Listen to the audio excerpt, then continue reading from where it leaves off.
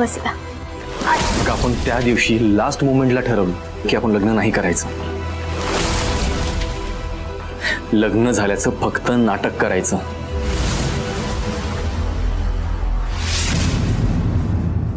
आणि तूच म्हणालीस ना की जेव्हा घरी गोष्टी नॉर्मल होतील, वातावरण नॉर्मल होईल, तेव्हा आपण त्यांना सांगायचं की आपलं लग्न खरं तर झालेलंच नाहीये. तो म्हणजे ओमी आणि अंजलीचं लग्नच झालेलं नव्हतं.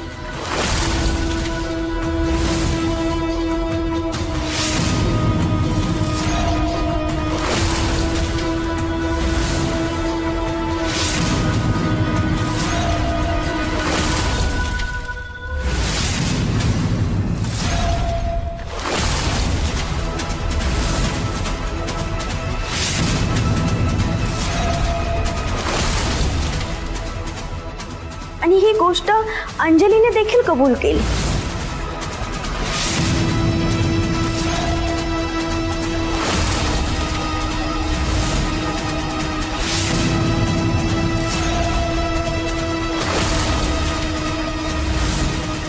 माझी इच्छा होती की हे सगळं सत्य ओमी आणि अंजलीने स्वतःहून तुम्हाला सांगावं.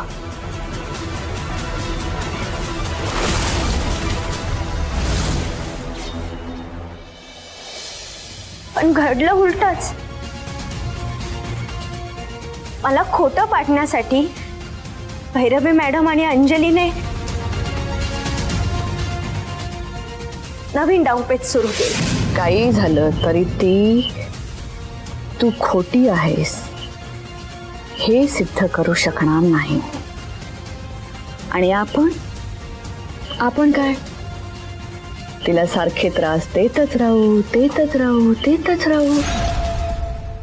आणि एक दिवस असा येईल जेव्हा देवांश एक घाव मारून तिला या घरातून धक्के मारून बाहेर काढेल.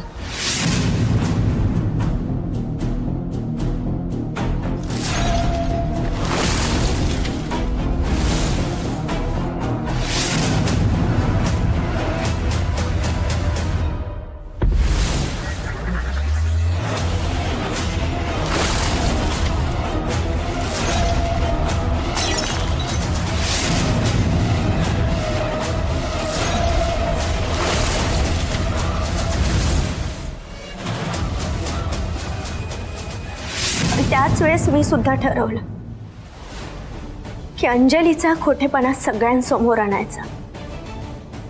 तिच्या विरोधात पुरावे शोधायचे. एवढाच जर प्रॉब्लेम आहे ना तुला माझ्याशी, तर एक बेस्ट ऑप्शन आहे. सरळ घर सोडून निघून जा ना तू. म्हणजे तू पण सुखी आणि मी पण सुखी. शक्य नाहीये ते. तुमच्या सारख्यांना घाबरून पळून जाण्यासाठी या घराचं माप ओलांडलं नव्हतं. ज्या दिवशी सून म्हणून या घरात आले ना, त्याच दिवशी शपथ घेतली होती मी या घरावर आयुष्यभर प्रेम करत राहील आणि वाईट नजरेपासून या घराचं रक्षण करेल. आणि ते पुरावे मी शोधले देखील.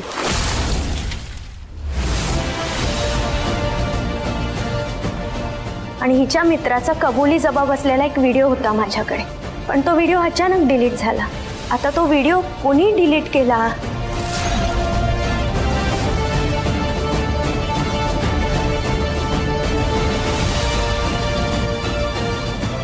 त्याचा अंदाज तुम्ही लावू शकता.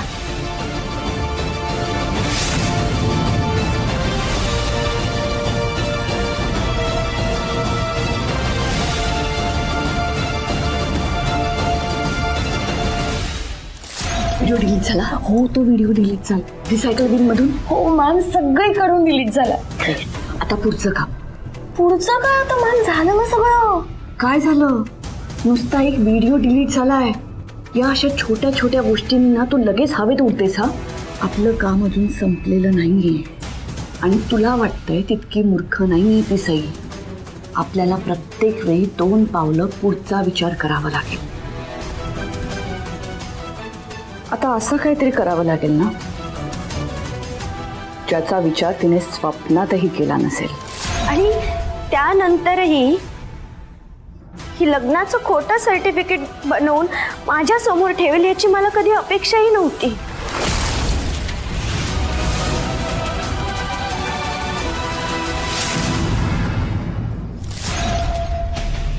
सैनवर 6व्या चोऱ्याचा खोटा आरोप लावून या घरातून बाहेर काढायचं ठरवलं यांनी. पण भैरवी आईला आयडिया नव्हती ना की मी पण सैन बरोबर घर सोडून जाईल म्हणून. आणि माझा सैनवर पूर्ण विश्वास होता. त्यामुळे मी तेव्हा म्हणालो की जोपर्यंत मी अंजलीला एक्सपोज करत नाही तोपर्यंत ती परत घरी येणार नाही.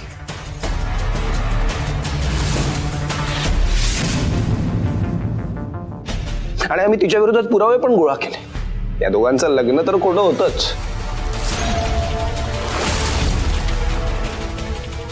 पण महत्वाचं म्हणजे यांच्या लग्नाचं जे सर्टिफिकेट होतं ते अंजलीने नाही, भैरवी आईने बनवलं होतं.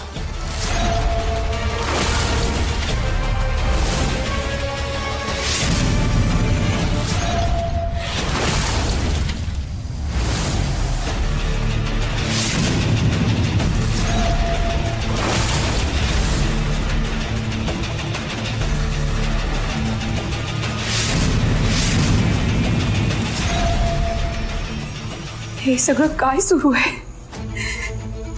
देवी आई, माझी माणसं अशी वागू शकतात हे माझ्या मनाला पटतही नाही.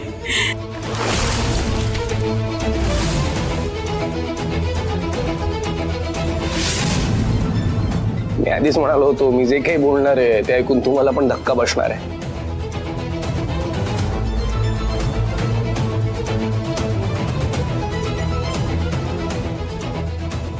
हे सगळ्यांना डायजेस्ट करायलाच खूप डिफिकल्ट जाणार आहे आपल्याला. पण अनफॉर्च्युनेटली हेच सत्य आहे.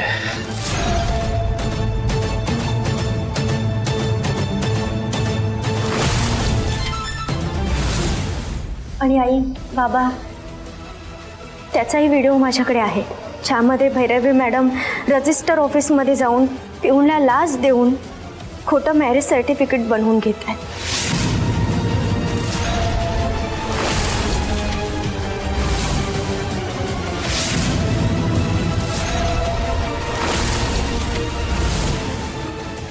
तो व्हिडिओ मला मिळाला होता, पण हे असं सगळ्यांसमोर मला गुन्हेगार म्हणून त्यांना कधीच उभं करायचं नव्हतं.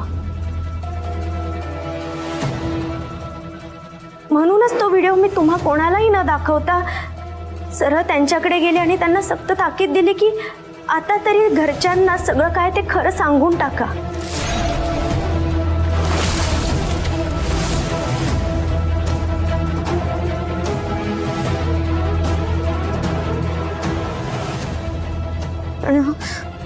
आणि मग त्याच रात्री सई किडनॅप झाल्या.